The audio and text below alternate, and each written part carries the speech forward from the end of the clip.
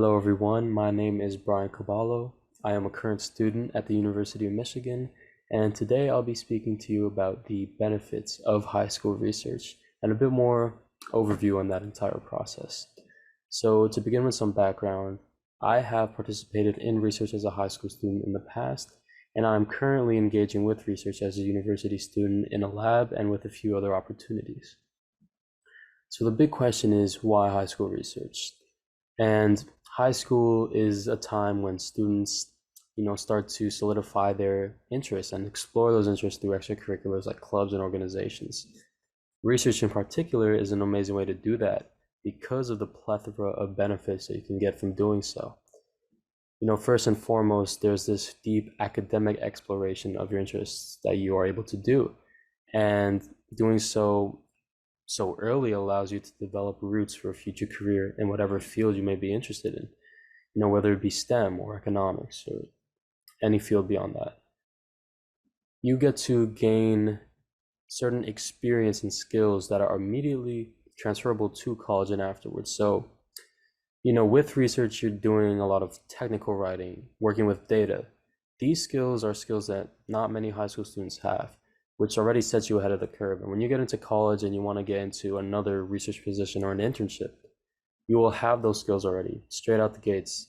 So that really sets you ahead, and that really prepares you for the next step in your career.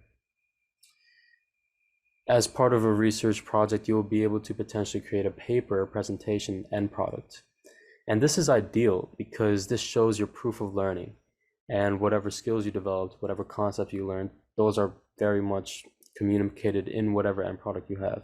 And this is something to show off in the future and something to show people that you've truly worked as part of that research project. There's a prospect of participating in competitions and winning prestigious awards. And also very important, having a lifelong connection with your mentor and other researchers. Building up your network as early as high school is super important and is great.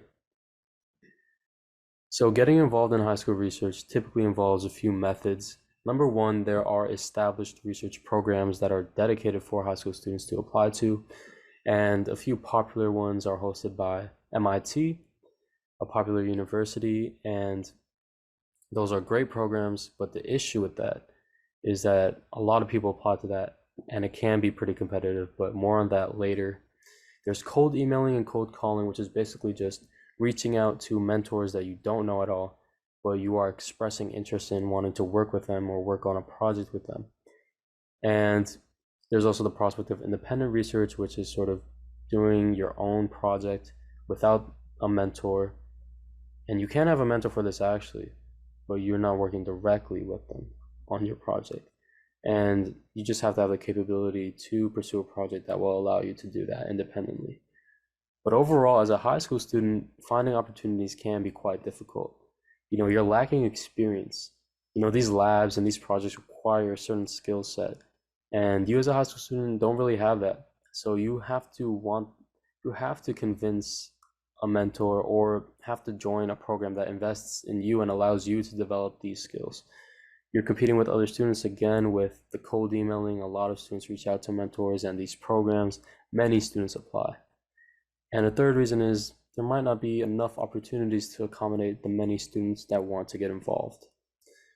So a bit about my experience. It was pretty hard. I did the whole cold emailing thing with very low responses, and the responses I did get were quite negative, meaning that there was not much opportunity for me. Again, with the programs, they're very possible to get into, but they are very hyper competitive. You're competing with students all across the world, the nation, and you can't really count on that for, a guaranteed opportunity. It's not the highest guarantee of getting into that. And for me, the opportunities were lessened by the pandemic as I was a high school student at that time. And the whole thing with the in-person restrictions. So again, I reached out to many mentors and I got a negative response, but I had the opportunity to chat with the mentor I was reaching out to in a Zoom call. And we actually ended up talking about the scarcity of high school research opportunities, and we noticed that there was lacking data on the subject. There was no studies, no data at all. So I was curious. I was like, I kind of want to find out about this. How many students are interested in these opportunities, and what's the whole state of this looking like? So I actually went on Google Forms and created my own survey. I was already aware of the social media hubs that existed with high school students, all talking about their interests in research. And so I just sent it out and got about 100 responses. I got on another call with the mentor and we talked about it. He was pleasantly surprised. And that sort of escalated into writing an article and then thinking about how we can help out these students. And here we are.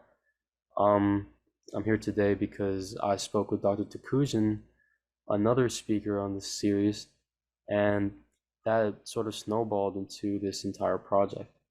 And I'm glad about that because I really sort of took the initiative and leveraged what I knew to create an opportunity out of a seemingly and initially negative situation. So some takeaways I have for you today is that, again, high school research can be a wonderfully enriching opportunity, has many benefits, and is great for your career moving forward. However, it can be pretty tough to break into it. Now, the most important thing I want you to take away from this video is to not give up, because there are resources like these videos meant to help you. There are mentors who want to invest in the next generation of scientists, and there are programs out there that want to, again, develop new scientists moving forward. So it is definitely possible. Please do not give up. When reaching out to these mentors, you want to show effort and genuine interest. As I did, even though I got a negative response, I took that call. I was creative with coming up with an out-of-box solution and creating an opportunity for myself and sort of creating my own project. You want to show those flashes of initiative, and in those emails that you send out to mentors, you just don't want to be like, can I have an opportunity to work with you? You want to go beyond that. You maybe want to look at some of the publications a mentor has and expressing your interest in a certain study they did and how you want to learn more about that, which really shows your genuine interest and shows how much you want to get involved. If possible, if you are fortunate enough to get a high school research opportunity, you do want to focus on getting some sort of tangible end product again, like a paper, a poster, a presentation, because that is tangible proof that you participated in that project, and it will be great to refer back to moving forward, to show what you learned and what you developed from that project. And a very underrated tip is to reach out to mentors early. If you're doing the cold email approach, reaching out in the fall might be preferable, especially if you're in high school, because you'll be typically working on that project or with that mentor over the next summer. So reaching out early is, again, helpful because you're most likely to have your email read, because, again, a lot of students are reaching out, and you want to show that you're taking the initiative, that you really want to get involved by doing that early. And again, my final words to you will be to not give up, and definitely take advantage of the rest of this webinar and the other resources that will be shared to you. But don't give up, and thank you for taking the time to listen to me today.